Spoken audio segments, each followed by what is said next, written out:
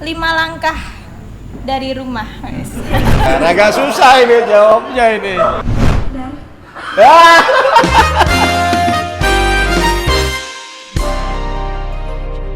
Assalamualaikum warahmatullahi wabarakatuh. Waalaikumsalam warahmatullahi wabarakatuh. Selamat siang dan salam sejahtera bagi kita semua. Baik, jumpa lagi dengan Pelipur Lara Podcast, PLI Penghibur di Kala Bekerja.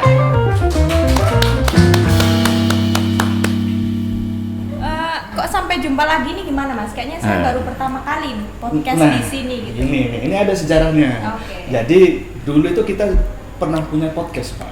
Siap. Namanya itu BBM, Bincang Bea Cukai Malang. Oh. Nah, kali ini nih kita mau meribon nih Kayak ceritanya. Kayak Innova Tahun berapa itu?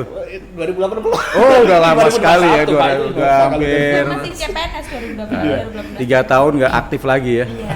Ya, Jadi- harus diaktifkan ini nih untuk. Betul, Pak. Jadi di tahun ini tuh 2021 kita ada program konten Pelipur Lara, PLI Penghibur di Kala Bekerja. Harusnya hashtagnya jangan lupa bahagia gitu. Ya. Nah, itu Jangan nanti pelipur lara tambahan, saja tuh. guys.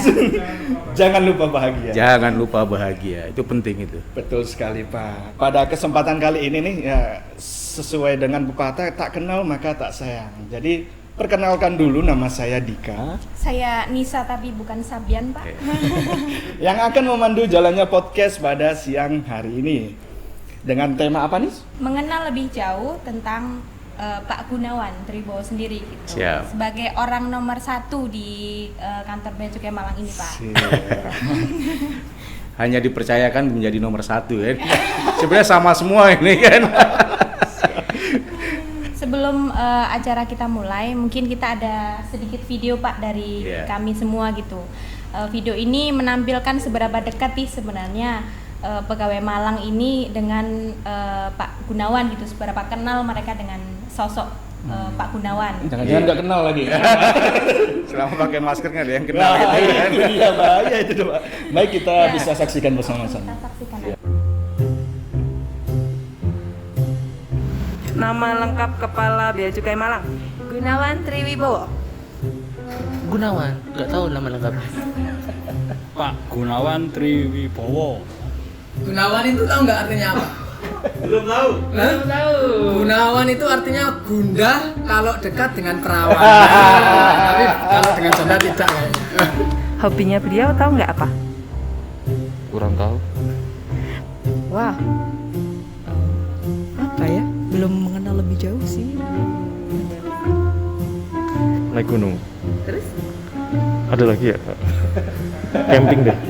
Tempat tanggal lahir Pak Gunawan? Aduh, nggak tahu ya. 19. Aduh. NIP-nya berapa ya lupa? Biasanya Aku lupa, NIP. mohon maaf Bapak. Iya, aduh. Kalau nggak salah Madiun ya Pak? Jawa Tengah. Tempat tanggal lahirnya. Aduh. Boleh nyontek nggak, Pak? Nggak boleh. Wah, kalau tempat tanggal lahirnya saya nggak tahu, Mbak. Karena saya bukan orang tuanya ya. Terakhir satu kata buat Pak Gun. Deg-degan, aduh mohon Pak. Satu kata buat Pak. Oh, satu kata. Ini maksudnya mendeskripsikan beliau ya. Sangat bisa diulang nggak? Detail.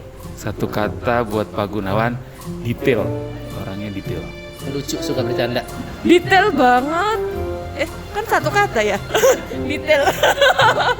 Pak Gunawan, jos. Pak Gunawan, gendut tapi menawan. Tahu nggak nama kepala kantor Bea Cukai Malang? Pak Dar.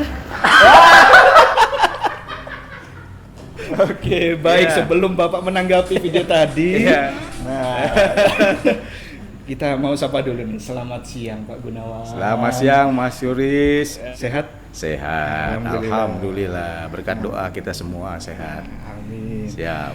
Baik, tadi kita sudah menonton nih bagaimana pegawai kita atau orang-orang di lingkungan kantor kita mengenal Pak Gunawan. Siap. Ternyata masih ada yang blunder, Pak. Ini nih perlu diluruskan. Perlu diluruskan nih. Hitam putih lagi Pak. Masa iya kepala kantornya? Nggak hafal ya. Nggak tahu, iya. Padahal udah sering keliling-keliling kan. Betul sekali. Jadi gimana nih Pak tanggapan dari video tadi? Ya sebenarnya kan ya kita harus lebih mengenal ya. Jadi saya selaku pimpinan juga sering keliling lah ke ruangan-ruangan untuk saling mengenalkan supaya kita lebih guyup lah ya, lebih guyup, sehingga dengan adanya guyup itu satu permasalahan itu bisa kita cari solusinya seperti itu. Jadi harus saling kenal mengenal. Betul sekali. Kalau detil itu ya biasa lah. Kalau nggak detil gimana lagi gitu kan. Nah, dari video tersebut Pak, kami berinisiatif untuk membuat podcast ini gitu, supaya kami di sini dan mungkin juga masyarakat di luar sana mengenal sosok Pak Gunawan gitu. Ya, sekali lagi sebagai orang nomor 1 nih di kantor Bea Cukai Malang ini. Nah, untuk lebih jauh mengenal siapakah sebenarnya Pak Gunawan atau Sam Ogun ini, kita sudah menyiapkan 5.100 pertanyaan. Iya. Oh, kurang 1 kan? Ayam berkokok gitu, nggak jadi 5.000 gitu. Kayak Roro Jonggrang. Baik. Ya, bisa kita mulai aja Pak ya? Ya, siap. Pertanyaan yang pertama. Nah, ini sudah penghujung tahun 2021 nih. Iya, betul. Kalau saya lihat Pak Gunawan setiap pagi sekali datang, masuk ke ruangan. Iya. Agak setengah jam kemudian jalan keluar ke koperasi. Jadi pertanyaannya kesibukannya Bapak. Iya, makasih ya. Jadi memang kalau di ruangan saja cukup bosen ya. Kita juga mungkin ada permasalahan yang kita tidak harus diselesaikan secara formal, informal. Salah satunya ya saya suka keliling kan, mampir ke koperasi sebagai pemegang saham RUPS ya. Wah, Karena kan tiap bulan dipotong gitu. Jadi harus kita lihat bagaimana situasi kondisi koperasi. Memang di akhir tahun ini ada beberapa hal yang menjadi tugas kita bersama ya. Salah satunya adalah yang pertama adalah masalah optimalisasi penerimaan. Nah, kita juga secara nasional itu kan di APBN tahun 2021 kita penerimaan itu 180 triliun ya khusus cukai. Totalnya itu 215 triliun. Jadi kan di kantor Bea Cukai Malang ini ditargetkan 19,68 triliun ya. Nah, ini harus kita monitor setiap harinya, ini tinggal 1 bulan ini gitu ya. Yang kedua adalah beberapa waktu yang lalu Menteri Keuangan melalui ratas Presiden telah menetapkan kenaikan cukai rokok tahun 2022 yang kenaikannya hampir 12,5% lah ya, sama seperti tahun 2021 ini. Total APBN 2022 itu sekitar 244 triliun ya. Jadi ada kenaikan sekitar 12,7% dari 180 triliun yang menjadi target 2021. Jadi di akhir 2 minggu ini kami bersama dengan teman-teman melakukan kegiatan perekaman tarif di dalam sistem eksisnya ya, supaya nanti juga itu sebagai dasar pengusaha pabrik untuk menyiapkan penyediaan pita cukainya supaya nanti di bulan Januari itu tidak terlambat gitu ya. P3C-nya tidak menjadi terlambat. Kemudian yang lain juga terkait dengan kegiatan teman-teman di pengawasan. Kita juga perlu dukungan dari teman-teman pengawasan untuk mendukung optimalisasi penerimaan melalui operasi gempur rokok ilegal. Nah, ini memang di periode Desember ini kami bersama teman pengawasan juga melakukan operasi patuh cukai untuk MMA. Itu juga sebagai penerimaan kami untuk tahun 2021. Tanpa adanya operasi gempur maupun pengawasan di bidang cukai ini, tidak mungkin penerimaan itu bisa tercapai seperti itu. Jadi butuh dukungan dari unit yang lain ya, baik pengawasan maupun pelayanan. Nah, satu lagi di tahun 2022 memang bersama dengan teman-teman Perben ini juga kita sudah membuat proyeksi penerimaan di 2022 sekitar dari tahun 2021 ini kan targetnya 18,68 triliun ya.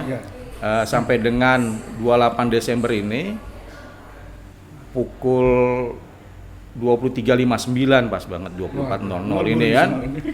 Jadi teman-teman sudah melaporkan bahwa realisasi penerimaan dari kantor kita Bea Cukai Malang sekitar 19,7 triliun. Jadi dari 18, target ya sudah 106,05% lah. Jadi alhamdulillah.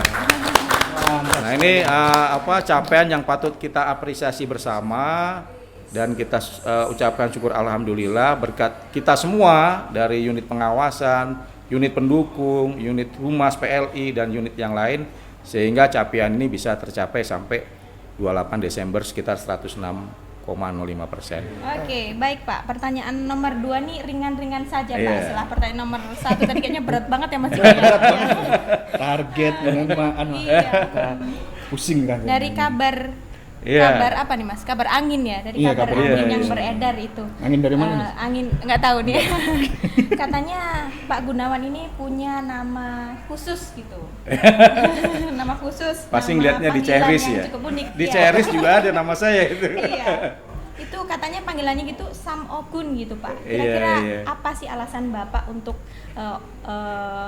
menggiatkan orang-orang untuk memanggil nama ini gitu Pak? Ya tadi menarik sebenarnya berhembus itu kan. Kemanapun angin berhembus kita tidak tahu arah dan tujuannya kan. Makanya kan gitu. Kalau kita pasti bertemu sehingga itu tetap menjadi misteri gitu nama itu kan. Saya kira itu dipersiapkan loh Pak. Sam Ogun, Sam kan dibalik kan. Kalau orang Malangan kan dibalik-balik gitu kan. Iya. Sam Ogun, Sam. Ini jangan-jangan dari Jakarta udah siap-siap mau. Oh enggak, jadi memang nama itu nickname ya, nama panggilan pada saat ya kami semua kan pada waktu SMA itu ikut organisasi lah ya, pecinta alaman itu kan. Kemudian juga pada waktu kuliah di Stan Prodip itu juga kita ikut organisasi pencinta alam ya namanya tetap dipanggil Sam Ogun gitu kan, Sam Ogun. Udah Malang banget nih Mas ya, Sam Ogun. Malang banget. Biasanya Bang Ogun gitu kan. Kalau adik-adik kelas itu manggilnya Bang Ogun gitu kan. Bang itu Jawa Tengah ke sana Pak. Iya. Jawa Barat. Bang Ogun. Jadi Medan apa sampai cuma ini aja nih. Sebenarnya ada nama Ogun aja namanya gitu. Cuman 4 huruf gitu kan. Jadi sampai sudah bekerja gini kadang-kadang kita ngumpul dengan alumni ya di pecinta alam terutama di kampus itu suka naik gunung bareng ya tetap melekat sampai panggilannya sampai adik-adik kelas juga manggilnya seperti itu. Banyak panggilan ada Jabrik, ada Ogun, ada macam-macam. Jabrik Pak. Ini ngomong soal pencinta alam nih. Iya. Udah berapa banyak gunung yang ditaklukkan nih? Wah ini bukan ditaklukan ya sebenarnya nggak ada conquer itu kan gitu. Nggak ada penaklukan ya kita hanya ini aja bagaimana kita selalu merendah gitu, menikmat bersyukur bahwa itu adalah ciptaan Tuhan dan kita bisa menilai pribadi kita, diri kita sendiri sampai seperti apa halnya tadabbur alam gitu kan. Kita mendekatkan kepada alam, self healing untuk melihat apa sih sebenarnya yang ada pada diri kita. Jadi bukan menaklukkan gunung tapi menaklukkan diri kita sendiri. Ya, paling penting itu Mas. Bagaimana menaklukkan diri kita sendiri gitu. Saya aja mau naik gunung aras-arasan Pak. Ini Bapak usia udah berapa Pak? Saya 51. 51 masih sepanjang diberikan kesehatan sama yang Maha Kuasa kan ya kita tetap ya itu sehat dan ini aja. Sehat kan. Oke, pertanyaan nomor 5.000 nih Mas. 5.000 minus 1 gitu. Sebelum di Bea Cukai Malang, Bapak Gunawan ini menjabat sebagai Kepala Subdirektorat Pelunasan dan Pengembalian Cukai di kantor pusat gitu Pak. Nggak jauh-jauh ya dari cukai gitu. Nah, selain itu, gimana sih Pak perjalanan karir dari Pak Gunawan gitu untuk memotivasi kami nih sebagai kelas umbi kan, umbian underground kita. Sampai bisa menjadi seperti hari ini gitu Pak. Mungkin bisa diceritakan. Ya memang sejak sekolah di Prodip ya, Prodip 3 jurusan Bea dan Cukai tahun 92 itu kan saya lulus gitu kan, kemudian ditempatkan di kebetulan masih di Jawa di Yogyakarta ya. Dulu namanya bukan Kantor Pengawasan dan Pelayanan Bea Cukai, Namanya Kantor Inspeksi Bea dan Cukai Yogyakarta. Kantor inspeksi. Bukan Doana, bukan. Doana. Dulu masih Duana, sebenarnya udah bukan Duana ya, masih kantor inspeksi lah. Habis itu Doana gitu Pak. Duana kan sebelumnya. sebelumnya Duana terus jadi Bea dan Cukai. Pertama ditempatkan di kantor pos lalu bea. Kalau di Jogja itu kan ada kantor pos lalu bea yang dekat jalan gedung BNI lah situ. Nah, setelah itu ikut pendidikan keuangan negara, cikal bakal dari audit, post clearance audit sekarang ya namanya ya. Jadi terus setelah ikut pendidikan baru 2 bulan di Jogja ditariklah ke Jakarta untuk menjadi auditor angkatan pertama. Nah, auditor pertama tahun 93 94 itu kan auditor pertama. Ya kita diberikan tugas untuk melakukan audit di bidang kepabeanan dan cukai. Nah setelah itu mendapat amanah dari pimpinan untuk menjadi pengajar. Selain audit menjadi pengajar. Setelah diklat ikut banyak diklat yang harus diikuti kan untuk auditor itu kan. Namanya diklat Electronic Data Processing Audit (EDP Audit) yang diselenggarakan oleh teman-teman dari BPKP, Badan Pengawas Keuangan dan Pembangunan. Nah, jadi pengajar sampai dengan tahun 2000, sempat juga disekolahkan di Australia oleh Australia Custom lah. Mereka duluan auditornya untuk audit di bidang pabean. Kita disekolahkan untuk mempelajari mengenai bagaimana cara mengaudit berbasis elektronik gitu ya. Setelah itu dipercayakan oleh pimpinan menjadi struktural eselon 4 tahun 2001 penempatan di kantor Bea Cukai Cirebon. Cirebon. Ya, urusannya cukai juga sebagai seksi kepabeanan dan cukai. Waktu itu sudah ada pabeanan dan cukai. Setelah itu mutasi lagi ke kantor pusat. Ya, bolak-balik Jakarta kantor pusat sampai 2014. Cukup lama kan eselon 4-nya kan 13 tahun kan. Setelah itu mendapat kepercayaan dari pimpinan untuk menjabat eselon 3 di kantor pengawasan dan pelayanan Bea Cukai Tembilahan. Udah tahu belum Tembilahan di mana? Itu kan. Tembilahan itu di pesisir timur. Pesisir timur, pantai timur Sumatera lah. Jadi kalau dari Pekanbaru itu sekitar 8 jam melalui Rengat menuju Tembilahan, 8 jam. 8 jam itu melalui namanya 1000 parit. Wah kan 1000 parit itu jembatan 1000 gitu kan. Bahasanya negeri 1000 parit. 1000 parit. Kemudian kalau dari Batam itu naik speedboat ke tempat kantor pengawasan dan pelayanan Bea Cukai Tembilahan itu sekitar 5 jam dari Batam ya, cukup jauh ya. Cukup jauh juga ya. Jadi memang di sana mengawasi terhadap peredaran barang-barang ilegal. Ya seperti balpres, kemudian rokok-rokok ilegal yang masuk dari ke Batam gitu kan, yang memang untuk tujuan Batam, kemudian merembes ke wilayah pantai timur dan barang-barang ilegal lainnya.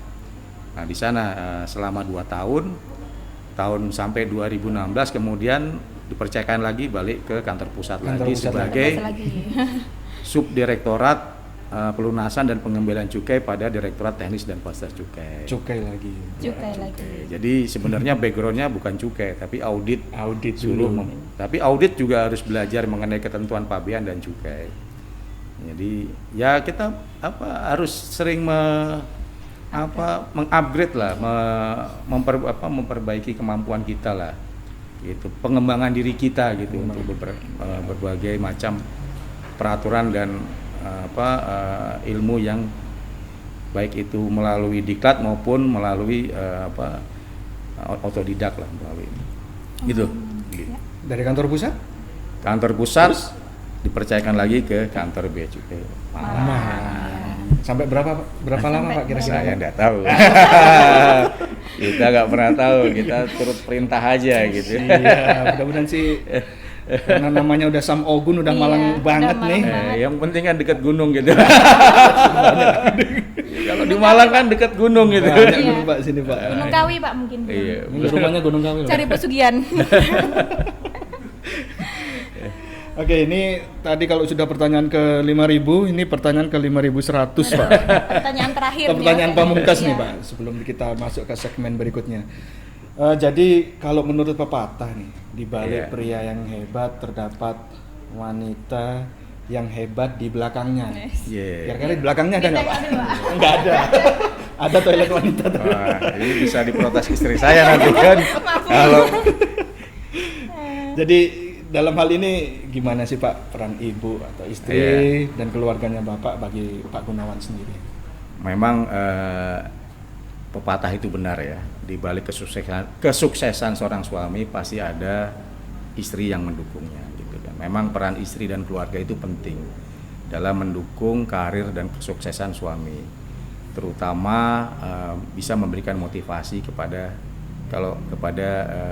diri saya sendiri kan, motivasi bagaimana dukungan dari istri maupun keluarga itu terhadap kesuksesan karir bagi saya pribadi. Terus sebagai salah satu bisa mempercaya diri kita gitu kan, memberikan kepercayaan diri walaupun dimanapun kita bertugas, seorang dukungan keluarga itu penting gitu. Sewaktu di Tembilan juga saya sendiri yang ke sana, istri sama anak kan nggak ke sana karena belum pernah ke sana. Memang wilayahnya wilayah cukup rawan gitu kan, sehingga kita nggak berani untuk membawa keluarga kita ke sana gitu kan. Karena kalau evakuasinya kan cukup jauh lah, panjang gitu kan. Nah, ini yang menjadi dukungan istri itu memberikan kita moral kan gitu, dan emosional bagi kita pribadi, bagaimana kita menjalankan tugas dengan baik gitu kan. Termasuk juga meningkatkan kepercayaan diri kita bahwa setiap tugas itu pasti ada resikonya. Nggak mungkin kita menjalankan tugas itu nggak ada resikonya, sehingga itu dukungan dari pihak istri dan keluarga itu cukup penting gitu. Resiko itu harus kita ambil dimanapun kita menjalankan tugas, itu yang terpenting gitu kan. Tidak mungkin kita menghindari resiko gitu kan. Nah itu. Sekarang kita akan masuk ke segmen berikutnya. Yaitu kita ada games tebak wajah. Nah kalau tadi Pak Gunawan, para pegawai di sini BPNPN itu bagaimana mengenal Pak Gunawan seperti apa, ada beberapa yang tidak tahu, ada yang blunder. Ini sekarang giliran Pak Gunawan nih, apakah Pak Gunawan tahu atau mengenali pegawai-pegawai kita yang ada di ini berapa not ini? Ada 1 not, 5 not, 100 lebih nih Pak Gajah. Jadi ini nanti tebak wajah ada 3 gambar yang nanti akan dibuka secara acak. Nanti akan ada 4 clue. Jadi kita hanya memberi 4 clue saja. Nanti kalau 1 clue aja udah bisa ditebak ya berarti Pak Gunawan memang dari mata, dari hidung. Iya, jadi nanti diacak. Gitu. Oke, operator sudah siap? Oke, kita mulai saja ya Pak. Jadi ini gambar wajah yang pertama Pak. Clue yang pertama adalah yang jelas laki-laki sih. Kelihatan giginya tipis, manis.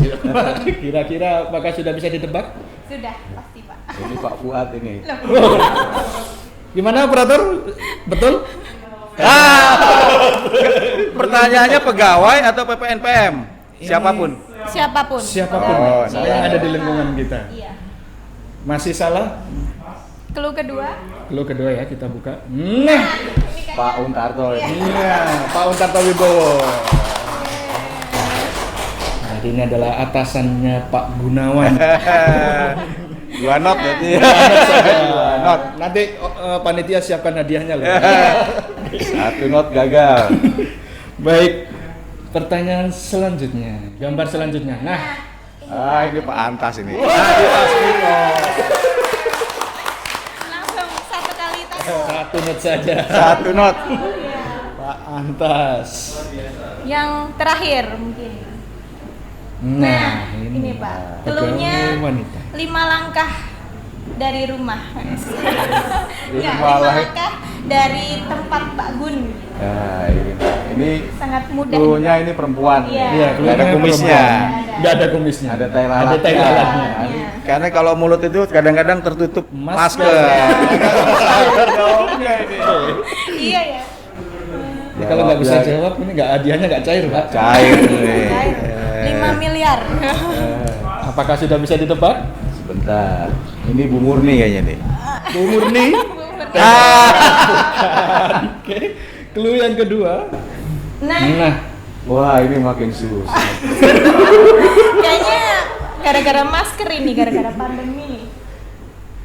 Kayaknya pas ini nggak kelihatan nih. Kelihatan. Oke, clue ketiga mungkin. Nah, ini Mbak Edis ini. Mbak Edis nih. Mbak Edis ini. Edis adalah sekretarisnya Pak Edis Gunawan. 5 langkah, Pak. Karena pakai masker, mulut nggak kelihatan. Baik. Jadi hadiahnya cair ini ya. Ya. Bisa menjawab semua. Oke, baiklah. Tak terasa Pak, waktu ngobrol kita kayaknya udah 15 menit. 15 menit ya tadi. Tapi nggak disuruh minum 15. tadi. Oh iya, minum dulu Pak. Ini agak keringetan ini.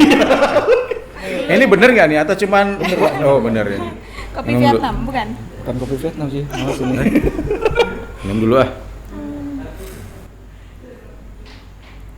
Lemon tea nih. Ini minuman saya setiap pagi di koperasi. Tahu nih. Tahu nih ya. Lemon tea. Pegawai koperasinya. Mungkin sebagai penutup Pak, bisa disampaikan harapan di tahun 2022 dan mungkin kesan dan kesan di tahun 2021 Pak. Mengingat kita kan ini udah akhir tahun gitu Pak. Mungkin silakan Pak. Oke ya, untuk yang 2021 kami selaku pimpinan di Kantor Pengawasan dan Pelayanan Bea dan Cukai Malang mengucapkan apresiasi yang setinggi-tingginya ya kepada teman-teman semua yang telah mendukung kantor ini menuju organisasi yang makin baik.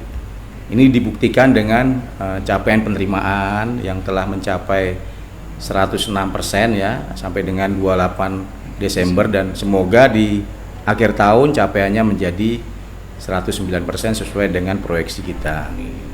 Amin, amin. Yang kedua di bidang pengawasan dan pelayanan termasuk juga di bidang KI dan umum, IKU-IKU yang telah menjadi indeks kinerja utama yang menjadi kinerja kita, perencanaan kinerja kita, semoga bisa tercapai semua ya sehingga IKU-nya menjadi hijau. Jadi itu yang menjadi apresiasi kami. Kemudian secara pribadi teruslah kepada teman-teman teruslah belajar ya. Belajar itu tidak mengenal usia, termasuk diri saya sendiri terus harus belajar ya.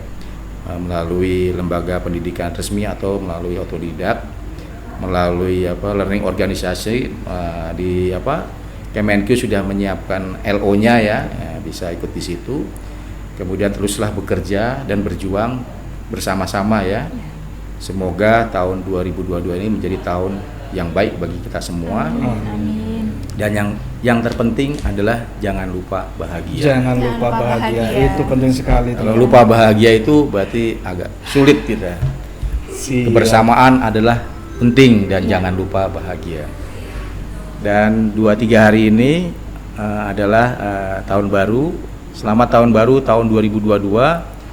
Semoga kita semua diberikan kesehatan dalam menjalankan tugas ini. Amin. Dan salam buat keluarga teman-teman semua.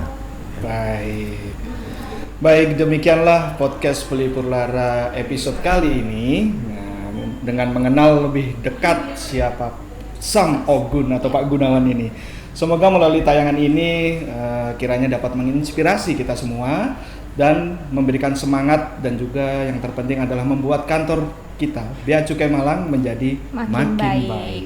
Baik Pak, mohon maaf sebelumnya apabila kami berdua, saya dan Nisa ini kalau ada salah-salah kata, terus jok-jok yang kurang berkenan. Kami masih mau di Malang gitu. Emang mau kemana? Baik, kami akhiri. Sampai jumpa di program Pelipur Lara selanjutnya. Jangan lupa like, comment, and share. Subscribe juga. Biar semua orang di luar sana lebih tahu Bea Cukai Malang. Oke? Langsung aja. Bea Cukai Malang. Tanggap melayani, tegas mengawasi.